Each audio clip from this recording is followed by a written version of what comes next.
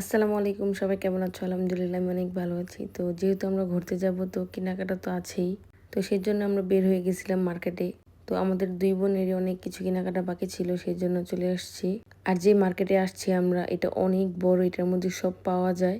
তো প্রথম ঢুকেই দেখি যে ঘড়ি, মানে ঘড়ির রাজ্যে যেমন এসে পড়ছি, মানে এত ঘড়ি। তো এখানে আইসা দেখি যে কিছু ঘড়ি ৪৫,০০০, ৫০,০০০ এরকম প্রাইস দেওয়া। হয়তো ব্র্যান্ডের, কিন্তু আমার কাছে মনে হয় এত টাকা দিয়ে ঘড়ি কেনাটা একদম বোকামি। মানে এটা ছিল একদম কম, মানে আমি আর বেশির দিকে যাইনি। কারণ আমার কাছে মনে হচ্ছে এগুলি বেশি সেই জন্য ওদিক থেকে আমি এসে পড়ছি। তো তারপর আমরা দোতলায় চলে গেলাম বাচ্চা কাচ্চার জন্য মার্কেট করতে। যেহেতু আলফাজের খুব কম জামা কাপড় আমি নিয়ে আসছি বাংলাদেশ থেকে, কিন্তু এখন মনে হইতেছে যে বেশি করে নিয়ে আসলে ভালো হইতো।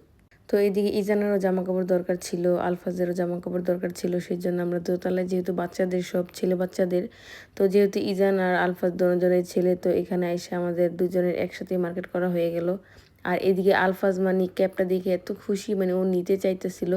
তো আমি এটা ওর হাতে নিয়ে দিলাম, আর এই ক্যাপটা আমার কাছেও খুব ভালো লাগছে, সেই জন্য এটা নিয়ে নিয়েছিলাম।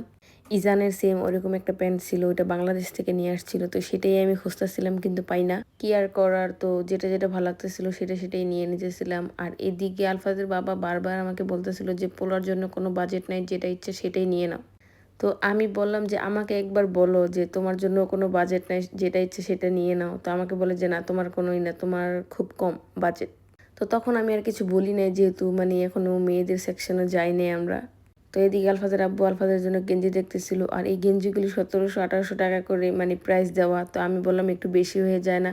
তো আলফাজের আব্বু বারবার বলে যে আমার ছেলের জন্য কোনো বাজেট নাই। তো এদিকে দেখো মানে ইজান ওর নিজের জন্য নিজে একা একা যে এই শার্টটা নিয়ে আসছে। ও কি বোঝে, ও বলতেছে যে ও এটাই নিব। তো তারপর এটা নিয়ে এনেছিল। আর এদিকে ইজানের বাবা একটা শার্ট ট্রাই করতে গেছিল, মানে ইজান এদিকে এত কান্নাকাটি করতেছিল যে ওর বাবা কই। তো ওরে আমরা এত বুঝাইতেছি যে আসতেছে, কিন্তু না, ও তো কান্নাকাটি করতেছি, ওর মতো কান্নাকাটি করতেছি। তো বাবার দেখে এখন পুরো খুশি হয়ে গেছে। তো বাচ্চা কাচ্চার কেনাকাটা শেষ, এখন মানে আমাদের জন্য কেনাকাটা করবো, একটু ঘুরে দেখতেছিলাম আগে যে কি পছন্দ হয়।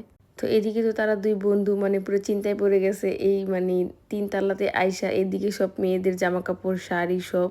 তো ভাবলাম আগে দেখে নিই যে কি নেওয়া যায়। তো এদিকে দেখলাম যে লাগেজগুলি, আর এই পিঙ্ক কালার লাগেজটা আমার অনেক ভালো লাগছে। আলফা যদি মেয়ে হইতো তো ওই টাইম ওর জন্য নিয়ে নিতাম। তো এদিকে আরেকটু ঘুরে দেখতেছিলাম, আর এই কালো কালার শাড়িটাও আমার ভালো লাগছে, কিন্তু আমাদের বাংলাদেশে এই রকম শাড়ি অনেক চলছে, সেজন্য এটা আর আমি নেই নাই। তো এদিকে আরো ঘুরে দেখতেছিলাম, আর এই কাপড়টা আমি দেখতেছিলাম যে এটা কিসের, মানে জর্জেটের নাকি। আর অর্গানজা তো একদমই ভালো না। আর এদিকে গস কাপড়ের সেকশনটা দেখলাম যে একদম এলোমেলো হয়ে রয়েছে, মানুষ ছিল না, সেই জন্য আর ভিতরে যাই নাই। আর এদিকে আমি ভাবলাম যে একটু শাড়ি দেখি।